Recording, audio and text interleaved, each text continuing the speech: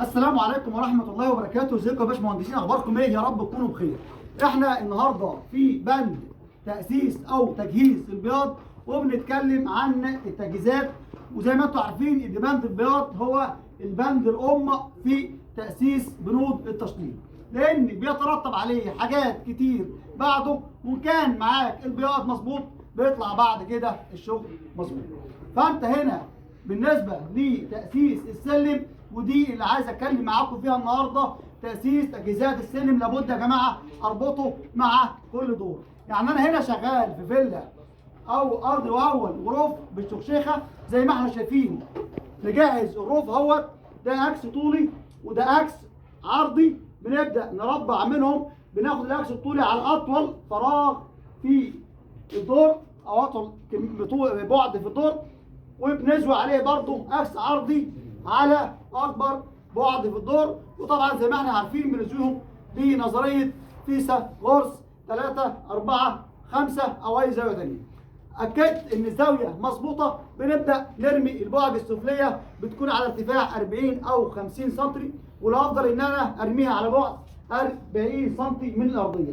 بعد ما اتاكدت وزويت ببدا اوزن البعد الراسيه او البعد العلويه على البعد السفليه اللي انا رميتها. عايز اوضح حاجه بس بسيطه في الفيديو ده عن تربيع السلم. لابد اربط السلم مع الدور. ادي عكس الدور، العكس الطولي والعكس العرضي، مديتهم انا داخل فراغ الشخشيخه بتاعه السلم، وبعد كده واخد عليهم اكسات راسيه. الاكسات الراسيه دي نزلالي من سقف الدور الاخير لغايه بلاطه الدور الارضي او الاس جي بتاع الدور الارضي. ادي عكس وعكس، ونبدا ناخد منهم الحوائط الجانبيه. نتاكد من تربيع البعد تكون في الاتجاهين زي بعض، وبعد كده بنزل على الدور اللي بعده. زي ما احنا شايفين برضه احنا واخدين معلم محترم جدا، واخد الشغل كله. ادي عكسين، عكس راسي وعكس راسي متربعين مع اكسات الدور الارضي. ادي العكس العرضي وانت نازل السلم، كل دور فيه عكسين، وده عشان خاطر السلم يطلع معايا كله في نفس الادوار متربع مع كل دور. يبقى الاول ماشي مع الاول والارضي ماشي مع الدور الارضي. ماليش عندي الرخام يخلف لي بعد كده بين الضرب وبين تربيع الرخام داخل الفيلم.